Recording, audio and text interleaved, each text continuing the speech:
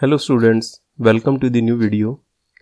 आज की इस वीडियो में हम कॉस्ट अकाउंटिंग के टॉपिक को हम डिस्कस करेंगे और वो टॉपिक है मेथड ऑफ वेज पेमेंट।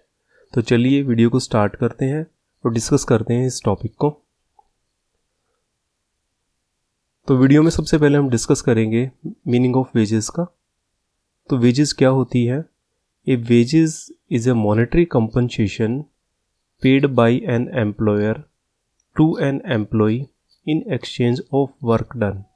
यानी कि एक एम्प्लॉई जो काम करता है उसके एवज में एम्प्लॉयर के द्वारा जो कंपनसेशन पेमेंट किया जाता है मॉनेटरी रूप में, उसको हम जो है वेजेस बोलते हैं।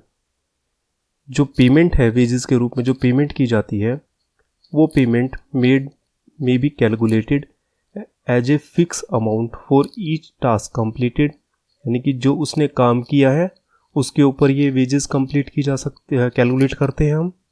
और एट एन आवरली और डेली रेट, यानी कि उसको आवर या डेली बेसिस के ऊपर भी हम वेजेस की पेमेंट कर सकते हैं।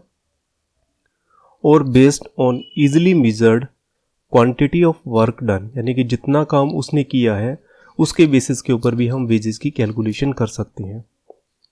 तो wages are the part of expenses, यानी कि वेजेस एक्सपेंसेस का पार्ट है that are involve in running a business. यानी कि जो आप बिजनेस चला रहे हैं उसके अंदर जो एक एक्सपेंसेस आप पेमेंट कर रहे हैं, वेजेस उस एक्सपेंसेस का एक पार्ट होती हैं।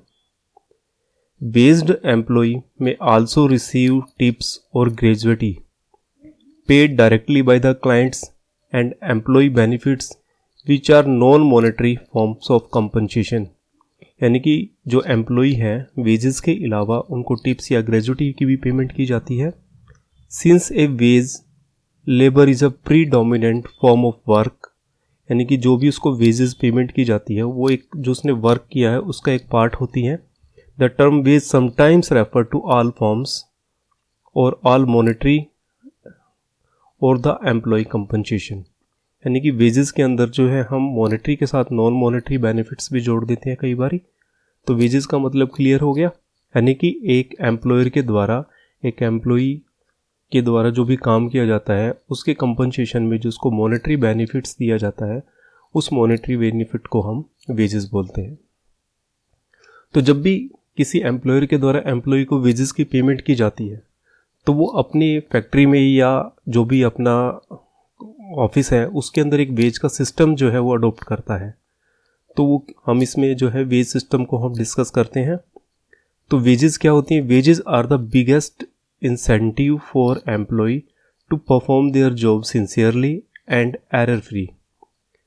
ठीक है ना, एक कोई भी एम्प्लॉय एक मॉनेटरी बेनिफिट्स के लिए काम करता है तो जिसके कारण वो काम करेगा वो होती है वेजेस। तो एक एम्प्लॉय सिंसियरली अगर यदि काम करे और एरर फ्री काम करे तो उसके लिए ज़रूरी है कि एक अच्छा वेजेस सिस्टम होना चाहिए आपकी फैक्ट्री के अंदर।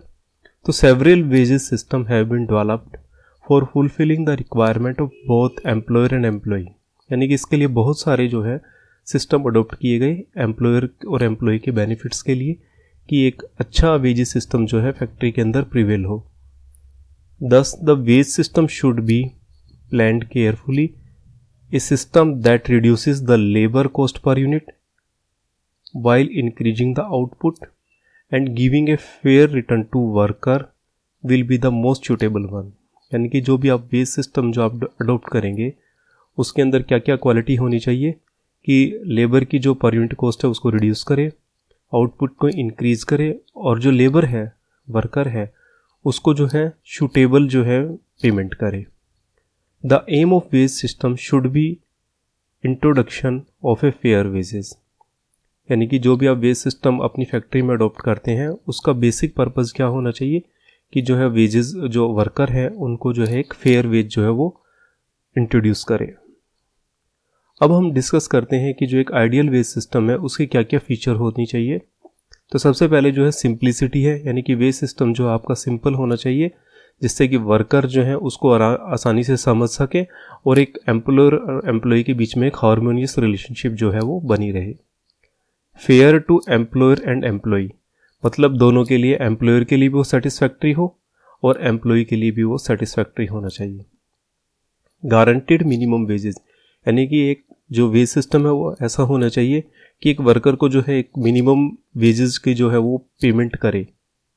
इंसेंटिव टू वर्क, यानी कि इस टाइप का वेज सिस्टम हो कि जो भी वर्कर अच्छे हैं, इफेक्टिव वर्कर हैं, एफिशिएंट वर्कर हैं, उनको मोटिवेट करे कि वो ज़्यादा काम करें, और वो अच्छा काम करते हैं और ज़्यादा काम करते हैं तो उनको ज़्यादा पेमेंट मिले। इसके बाद क्वालिटी आउटपुट, ऐसा सिस्टम होना चाहिए कि वेजेस जो है एम्प्लॉयर जो है worker not only to increase the quantity of output but also improve the quality of output, यानी कि ये नहीं कि सिर्फ वो पैसे कमाने की तरफ ध्यान रखें, जो क्वालिटी ऑफ आउटपुट है उसको भी इम्प्रूव करें। सर्टेनिटी, यानी कि जो वेजेस है उसके बारे में एम्प्लॉय को सर्टेनिटी हो कि भी उसको एक फिक्स वेजेस जो है या जो भी कैलकुलेटेड वेजेस है वो उसको सर्टेनली मिलेगी, उसमें कोई जो है डाउट नहीं रहेगा। Conformity with local and national labour law, यानी कि जो भी लॉज बनाए जाते हैं लेबर के रिगार्डिंग, उनके रूल्स एंड रेगुलेशंस के अकॉर्डिंगली जो है वो फिट बने लेबर वेज सिस्टम जो है। मिनिमाइजेशन ऑफ लेबर टर्नओवर, यानी कि ये भी एक होना चाहिए, उसके अंदर ये क्वालिटी भी होनी चाहिए। तो लेबर टर्नओवर कब मिनिमाइज होगा? जब आपका जो वेज सिस्टम है फैक्ट्री के अंदर वो इफेक्टिव होगा, जिससे कि जो वर्कर जो है आपकी फैक्ट्री को छोड़ के नहीं जाएंगे। इसके बाद आता है एडजस्टमेंट ऑफ प्राइस चेंजेस, यानी कि जो भी मार्केट में जैसे प्राइजेस इंक्रीज होते हैं उसके साथ जो है आपकी वेजेस इंक्रीज हो जानी चाहिए, तो उसके साथ उसकी एडजस्टेबिलिटी होनी चाहिए। नेक्स्ट जो इसमें कैरेक्टरिस्टिक्स हम देखते हैं, फ्लेक्सिबिलिटी होनी चाहिए वेज सिस्टम के अंदर, यानी कि टाइम के अकॉर्डिंगली या बिजनेस के अंदर जो चेंजेस आते हैं उसके अकॉर्डिंगली आप अपने जो वेज सिस्टम है उसमें कुछ चेंज कर सकें। तो ये सारे जो हैं कुछ एक कैरेक्टरिस्टिक्स हैं एक वेजेस सिस्टम में जो होनी चाहिए। इसके अलावा जो वेजेस सिस्टम अडोप्ट किए जाते हैं वो हम इसमें डिस्कस करते हैं। तो सबसे पहले इसमें टाइम रेट सिस्टम है, piece rate system, Taylor differential piece rate system, Merrick differential piece rate system, Halsey bonus plan, Halsey Weir scheme, Rowan premium scheme, Gantt task and bonus plan, Emerson plan and point system में आ जाता है बिडॉक्स and हेनेज। तो आज की इस video में हम यहाँ तक 4th पॉइंट तक डिस्कस करेंगे, और बाद के जो प्लान्स हैं वो हम नेक्स्ट वीडियो में जो सेकंड पार्ट हम इसका डिस्कस करेंगे वहाँ पर हम ये वाले बाकी जो प्रीमियम प्लान्स हैं उनको डिस्कस करेंगे। तो चलिए सबसे पहले हम टाइम रेट सिस्टम को हम डिस्कस करते हैं। तो टाइम रेट सिस्टम एक बिल्कुल सिंपल सा प्लान है। Time rate system is also called time work, day wage और day rate. It is the oldest method of remuneration. The time rate system is that system of wage payment in which the worker are paid on the basis of time spent by them in the factory. यानी कि जितना वो time factory के अंदर spend करते हैं उसके basis के ऊपर उनको पेमेंट कर दी जाती है। ठीक है ना, बिल्कुल सिंपल सा है। The wage rate fix on hourly basis, daily, weekly, fortnightly, monthly, on the basis of nature of work. ठीक है ना, इनके बेसिस के ऊपर जो है टाइम जितना वो स्पेंड करते हैं फैक्ट्री के अंदर उसके बेसिस के ऊपर जो उसको वेजेस पेमेंट कर दी जाती है। ठीक है ना, तो इसमें हम टाइम रेट में हम कैलकुलेशन कैसे करते हैं वेजेस की? तो जितना वो वर्क, अगर यदि मान लीजिए हम उसको आवरली वेजेस पेमेंट करते हैं तो इसमें हम फॉर्मूला अगर यदि देखते हैं तो फॉर्मूला होता है टोटल आवर वर्क, यानी कि जितना टाइम उसने काम किया, multiply by veg rate per hour उसको जो वेजेस पेमेंट करनी है उसके अकॉर्डिंगली हम इसको कैलकुलेट करते हैं। तो सिंपल है बिल्कुल ये। मान लीजिए एक एम्प्लॉई है, उसने 40 आवर वर्क किया, ठीक है, 200 आवर उसने मान लीजिए 30 डेज़ के अंदर उसने स्पेंड किए, और जो है 40 रुपये पर आवर उसको वेजेस की पेमेंट होती है। तो total wages, total hour work 200 hour और पर आवर जो है उसको 40 रुपये मिलता है। तो टोटल जो उसका मंथली वेजेस है वो 8000 रुपीज़ हो जाएगा। सिंपल है, जितना टाइम उसने वर्क किया मल्टीप्लाई बाई पर आवर या पर डे या पर वीक, जो भी प्रिवेलिंग जो प्रैक्टिसेस हैं फैक्ट्री के अंदर, उसके अकॉर्डिंगली हम टाइम रेट के अंदर वेजेस की कैलकुलेशन कर लेते हैं। अब मेन फीचर्स क्या है इसके? Very popular and easy format, helpful in payroll function, all calculation are quite simple, there will be no irregularity or uncertainty regarding the income or wages, can concentrate more on work as income will be regular. तो ये सारी की सारी time rate system की characteristics हैं। इसके बाद हम सूटेबिलिटी देखते हैं, कहाँ कहाँ पर ये वेज सिस्टम जो है एप्लीकेबल हो सकता है। When the output or result can not be assessed or measure, the work may get delayed depending upon the industry you are working for, when the quality of work given preference when worker have an idea regarding the output quantity, when employee are fresher and are training period for the respective job, and when trying to reduce the risk of error or accident depending upon the work speed। तो ये सारे के सारे जहाँ पर आपके causes होते हैं वहाँ पर आपका जो है टाइम रेट सिस्टम जो है वो अप्लाई होता है। अब हम टाइम रेट सिस्टम के एडवांटेज देखते हैं। सिंपल कैलकुलेशन है, सिंपली है कैलकुलेशन, जितना टाइम उसने वर्क किया उसको जो है पर टाइम पीरियड के हिसाब से मल्टीप्लाई कर देंगे, वो आपका कैलकुलेट होकर आ जाएगा। EGSS है, ठीक है। इसके बाद प्रोडक्शन क्वालिटी है, आपकी क्वालिटी इंप्रूव होती है क्योंकि क्वांटिटी की तरफ ध्यान नहीं देकर क्वालिटी की तरफ ध्यान दिया जाता है यहाँ पे।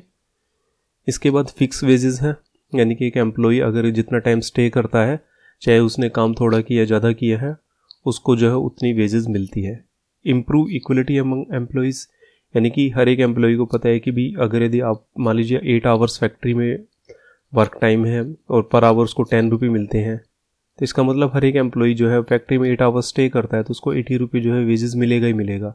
तो improve equality among the employees, तो उनको सारा का सारा जो है पहले से पता होता है कि उनको कितना वेज किस टाइम के अकॉर्डिंगली मिलता है। डिसएडवांटेज क्या रहती है इसकी? इट इग्नोर्स द एफिशिएंसी, यानी कि जो एफिशिएंट वर्कर है और इनएफिशिएंट है तो उनमें जो वेजेस है वो सिमिलर रहती है, तो इसलिए एफिशिएंसी को इग्नोर करता है। लॉस ऑफ स्किल्ड वर्कर, क्योंकि उनको मोटिवेशन नहीं मिल पाता जो स्किल्ड वर्कर है टाइम रेट के कारण। इसके बाद इनएफिशिएंसी, ठीक है, जो अगर यदि एफिशिएंट एम्प्लॉय नहीं है उसको भी सेम वेज मिल जाती है तो वो अच्छे तरीके से काम नहीं करेगा, तो इनएफिशिएंसी जो है फैक्ट्री के अंदर इंक्रीज हो जाती है। कॉन्फ्लिक्ट्स ऑफ थिंकिंग, तो जैसे वर्क करने वाले जो एम्प्लॉय हैं उनको कोई ज़्यादा इंपॉर्टेंस नहीं मिल पाती, तो सेम जो सिस्टम है वो एप्लीकेबल होता है, तो इसलिए जो सोच जो है आपके जो काम करने वाले एम्प्लॉयज़ हैं और जो नहीं करने वाले, तो उनके बीच में कॉन्फ्लिक्ट सा रहता है। इसके बाद आता है इसमें डिसएडवांटेज जो है क्या क्या रहती है। कॉस्ट ऑफ प्रोडक्शन जो है वो इंक्रीज हो जाता है, क्योंकि जो इनएफिशिएंट वर्कर हैं जो काम नहीं करेंगे तो उनका भी जो है वेजेस का बर्डन जो है प्रोडक्शन के ऊपर पड़ता है। इंक्रीज सुपरविजन कॉस्ट, क्योंकि टाइम के अकॉर्डिंगली अगर यदि आप इफेक्टिवली काम चाहते हैं तो आपको सुपरवाइजिंग जो है वो ज़्यादा करनी पड़ेगी, तो इसलिए जो है सुपरविजन कॉस्ट इसमें इंक्रीज हो जाती है। अब हम देखते हैं पीस रेट सिस्टम, सेकंड जो आता है हमारा। पीस रेट सिस्टम में क्या होता है? Piece rate system is that system the wage payment in which worker are paid on the basis of unit of output produce, यानी कि जितनी उसने आउटपुट प्रोड्यूस की है उसके बेसिस के ऊपर हम इसमें कैलकुलेशन करते हैं। तो number of unit produced multiply by per unit cost, ठीक है ना। Piece rate system pays wage at fix piece rate for each unit of output produce. मान लीजिए 1 यूनिट अगर प्रोड्यूस करते हैं तो उसको 10 रुपये मिलते हैं और उसने फुल डे में 50 यूनिट प्रोड्यूस की हैं, तो इसका मतलब उस वर्कर को जो है 500 रुपीज़ जो है वेजेस के रूप में मिल जाएंगे। सूटेबिलिटी कहाँ कहाँ रहती है इसकी? When the type of work is repetitive in nature, यानी कि एक जैसा ही प्रोडक्शन होता है वहाँ पे। When the quantity of output can be assessed, आप चेक कर सकते हैं कितनी क्वांटिटी प्रोड्यूस हुई है। When goods quality needs to be measured, यानी कि आप क्वालिटी को भी मेजर कर सकते हैं जो भी आप प्रोडक्ट आउटपुट कर रहे हैं। Worker are paid reasonable rate. When the fair and acceptable piece rate are fixed to create discipline among the worker. Time card introduced. Rates needs to be adjusted depending upon the price level change and sufficient source of are present in production increases। ठीक है, ये सारे के सारे जो जहाँ पर आपका सिस्टम होता है वहाँ पर आपका पीस रेट जो है सिस्टम एप्लीकेबल होता है। अब इसका एडवांटेज क्या रहता है? जो हमारे डिसएडवांटेज थे टाइम रेट के वो इसके एडवांटेज है।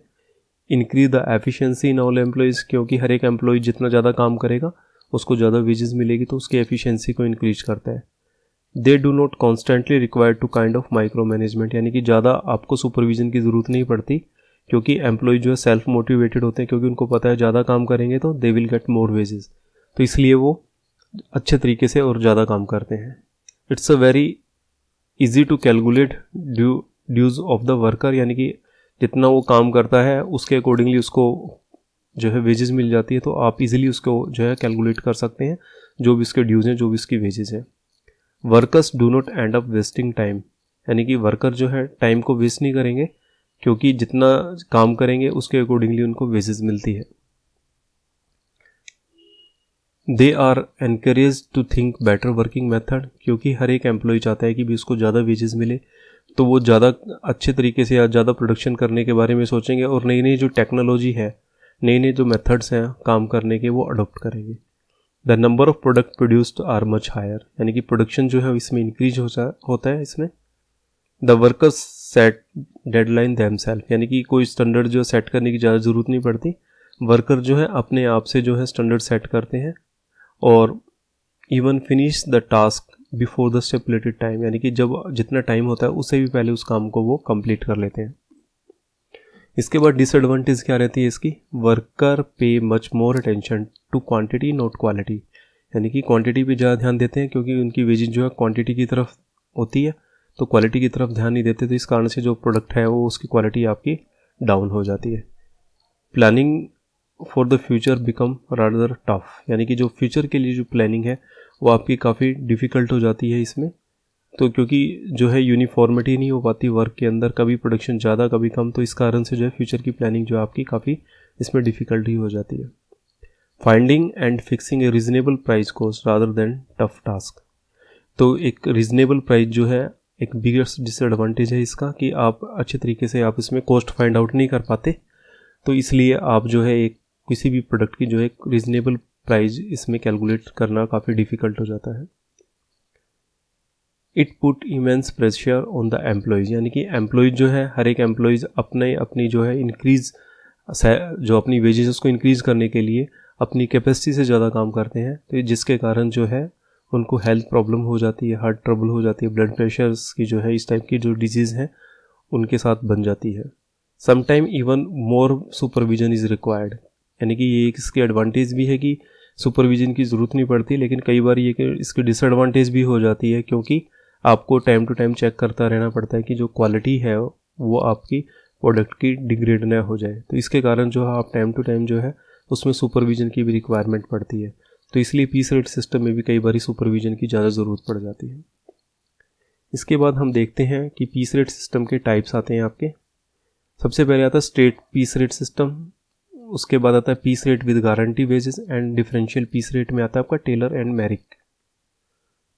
तो पहले हम देखते हैं straight piece rate system. Straight piece rate system में क्या होता है कि सिंपली जितना उसने आउटपुट प्रोड्यूस की हैं wage rate per unit of output से मल्टीप्लाई कर दिया जाता है, यानी कि total wage output multiply by piece rate, तो इसके अकॉर्डिंगली जो है आप स्ट्रेट पीस रेट में कैलकुलेशन कर लेते हैं वेजेस की। Piece rate with guaranteed wages, इसमें क्या है कि under the system minimum wage to time wage as guarantee, यानी कि जितना टाइम वो फैक्ट्री में रहा है उसको एक मिनिमम वेज जो है वो दे दिया जाता है। If the piece rate earning are less than the time wage the worker get the time wage. If the piece rate earnings are more than time wages the worker gets the piece rate earnings. समझ में आ गई? जैसे मान लीजिए उसको 100 rupees time के accordingly मिलते हैं और पीस रेट के अकॉर्डिंगली उसके 80 रुपये वेजेस मिलते हैं तो उसको 100 मिल जाएंगे, और पीस रेट के अकॉर्डिंगली उसकी वेजेस 150 मिलती है तो उसको 150 मिल जाएगी। अब इसके बाद डिफरेंशियल पीस रेट सिस्टम में हम देखते हैं, इसमें सबसे पहले आता है आपका टेलर का। तो एफडब्ल्यू टेलर ने जो है फादर ऑफ साइंटिफिक मैनेजमेंट, उसने 2 पेमेंट्स रेट्स जो है सजेस्ट किए। क्या क्या? फर्स्ट आया उसने higher rate to the worker who produce equal और more than the standard fixed for the production during the year, यानी कि जितना स्टैंडर्ड फिक्स किया गया है उससे ज़्यादा या उसके इक्वलेंट पे अगर प्रोडक्शन करता है तो उसको हायर रेट से हम जो है वेजेस की पेमेंट करेंगे, और जो स्टैंडर्ड से कम करता है आउटपुट उसको हम लोअर रेट से पेमेंट करेंगे। अब इसकी एडवांटेज क्या रहती है?